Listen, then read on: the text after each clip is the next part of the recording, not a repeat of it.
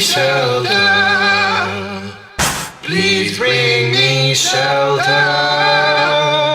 from yonder storm. Oh Lord, please bring me. Hop up and down, hop many times and turn around. Step on a line, not so fine. Step on a space, I won't stay. Hop like a rooster, hop like a hen. Hop 10 times and that's the end.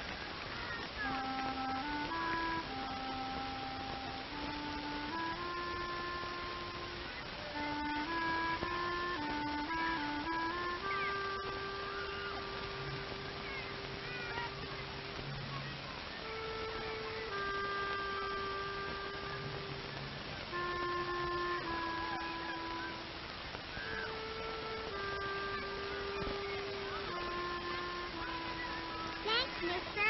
Hello, Mary. Look, Jeannie, John's here. Can she have some? She's my friend. Why, sure.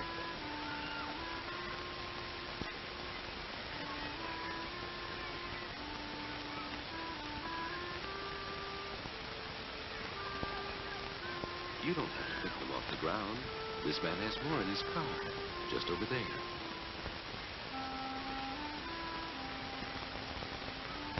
Kathy, look what we have. You want some? No, I gotta go home.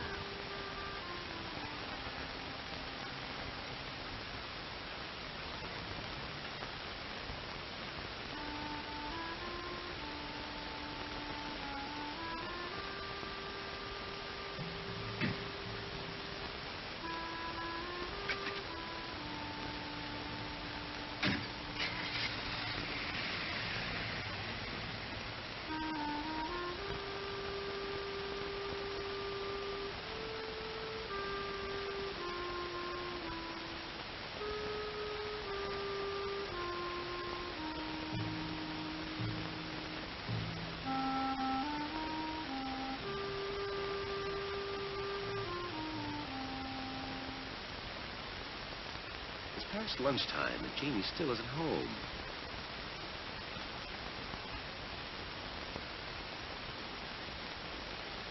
Perhaps she went to Mary's house.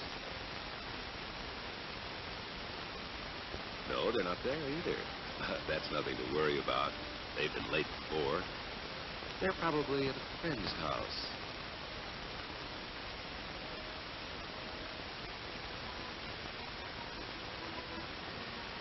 Or having a coke. Or at the library.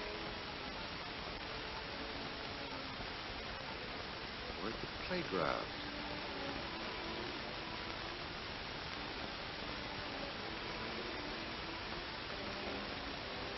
Where?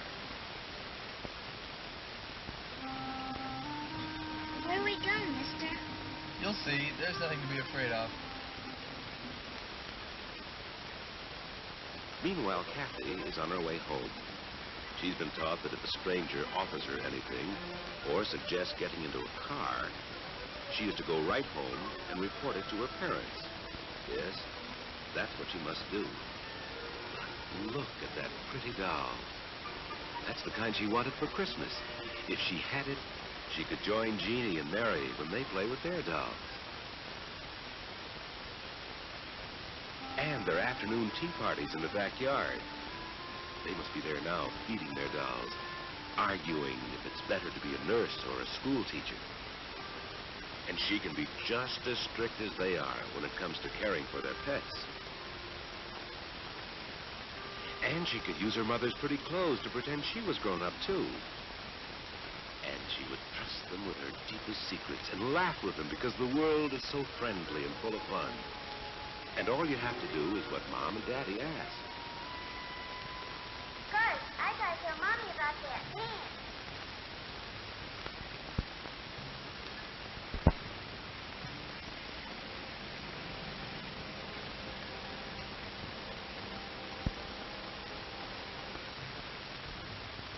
I wanna go home.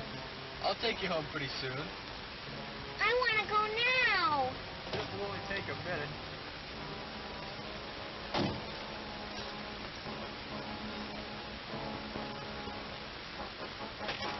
on out.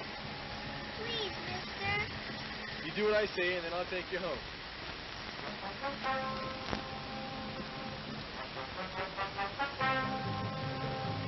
Hey! Keep quiet or I'll kill both of you.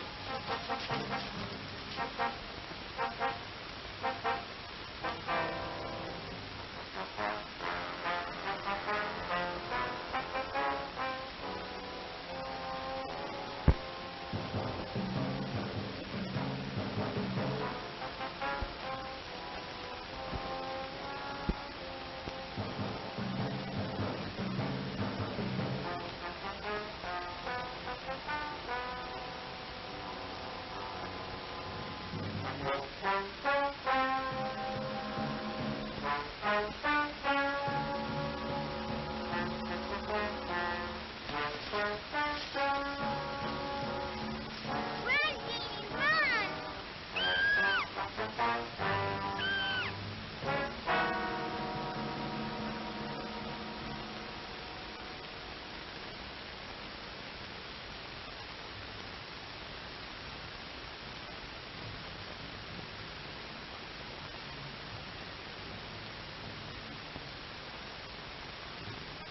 The parents finally called the police.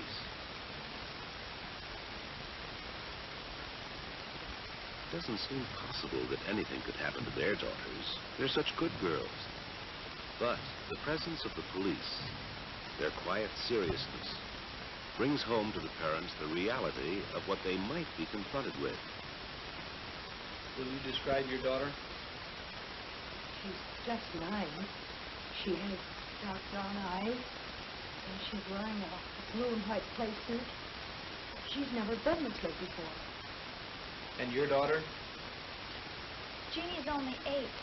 Dark hair and eyes, pretty, and wearing a pink sunsuit. You know who saw them last? No one I've talked to. I've talked with all her friends. They just remember seeing the girls in the playground. Nothing else. Isn't there something we could do? We'll find him.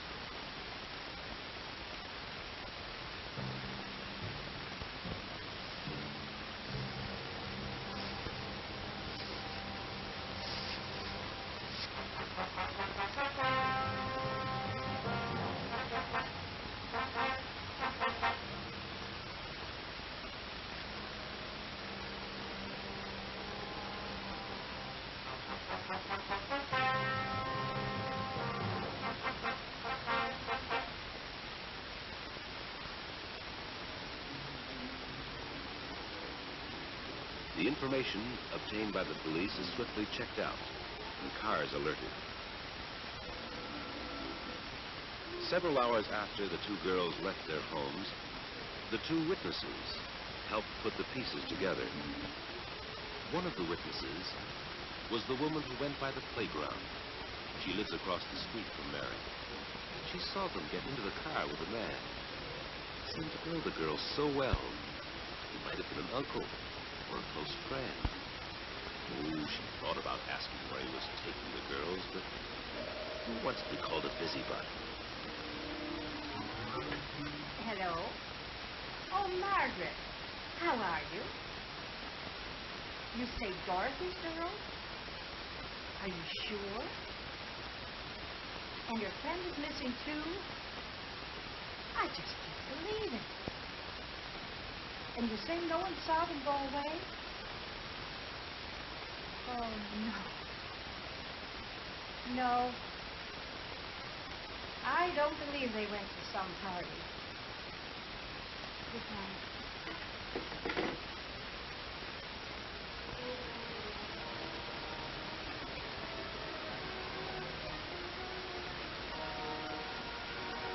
Maybe there's still a chance. Why didn't she do something immediately? Suppose they had called her a busybody or a crank. So what?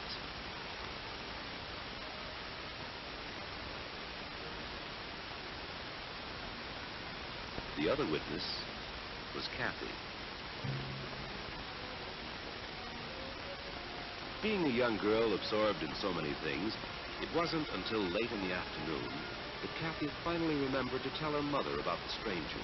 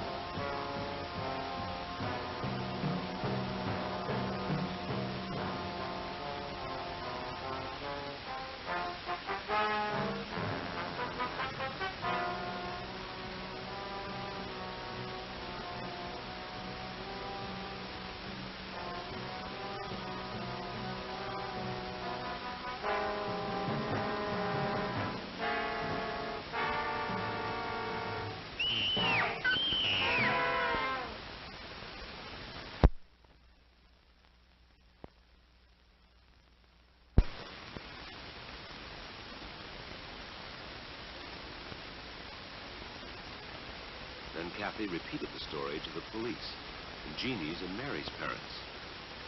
Like any parent, Mary's mother thought, Why my child? Why? Why? Why not any other one? Why? there are reasons why. But my girl knows about sex. I always answer her questions honestly. When she was only 6, I told her what babies came from.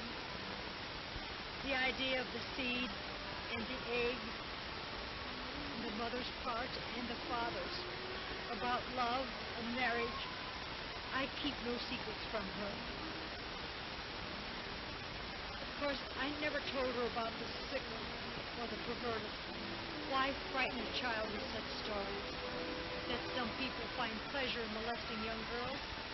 It might rob her understanding about sex. I only did what every parent tries to do. But why my child? Why? And not Kathy. The answer is her parents. Like you, they know about molesters. But unlike you, they realized it was necessary to give Kathy specific information about child molesters, people with perverted minds who enjoy touching young children. Kathy's parents know that most child molesting cases can be prevented. Not all, of course, but most would never happen if the child victims had sometime been given the opportunity to know their enemy. Like, what does a child molester look like? Do they have sinister faces? Or do they look like people you see every day?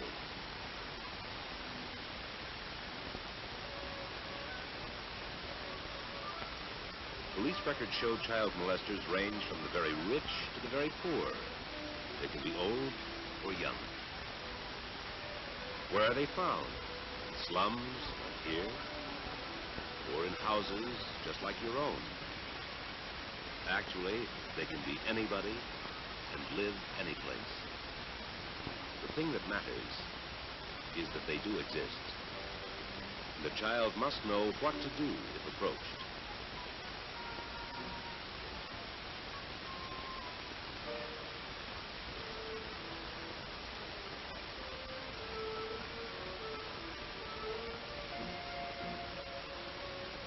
Forewarning children can prevent most molesting crimes. But won't warnings about sex criminals set up an undesirable mental association in the child's mind? Only if warnings are part of the child's general sex education. Education about molesters is a specific subject to be handled separately. For the best molester prevention program, start with preschool children. And for a non-alarming effect, You should combine rules about strangers with safety rules and rules of good conduct, such as look both ways before crossing the street.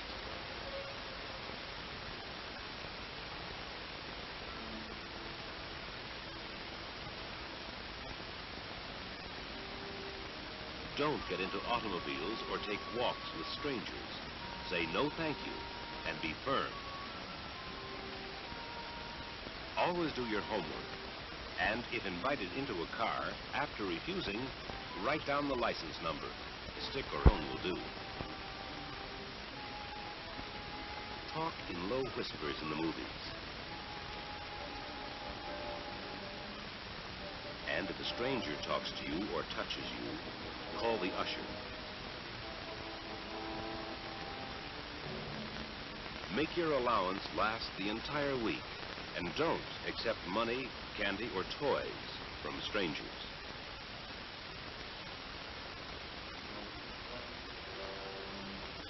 If lost, go to the nearest policeman for help.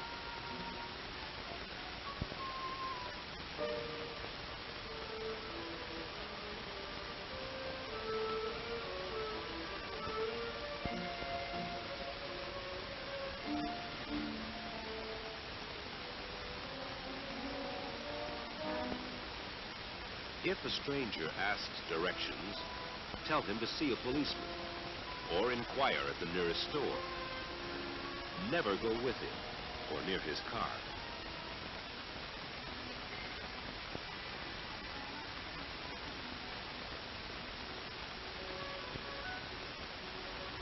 Never be late for school. Never go with a stranger, even if he says your mother or father sent him to get you. Parents should tell their children they'll never send a stranger for them. And teachers should never release a child to a stranger without first checking with the parents.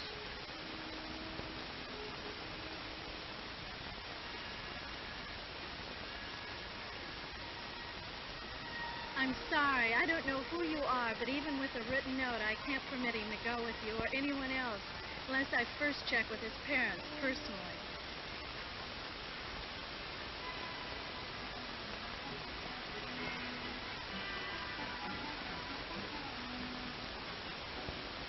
Instruct your children not to play with stray dogs or cats, and never play in alleys, public toilets, or empty buildings.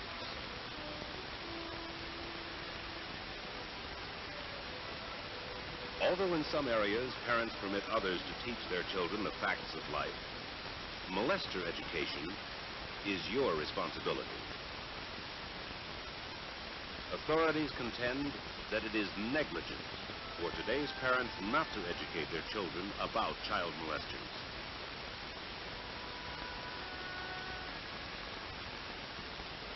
A few minutes of instruction could save you a lifetime of grief.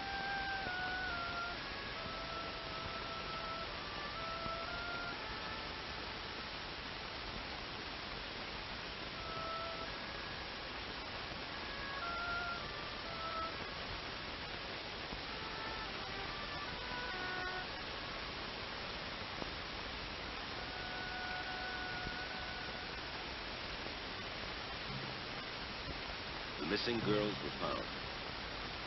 These are the actual police films of the tragedy. Your children put their trust in you.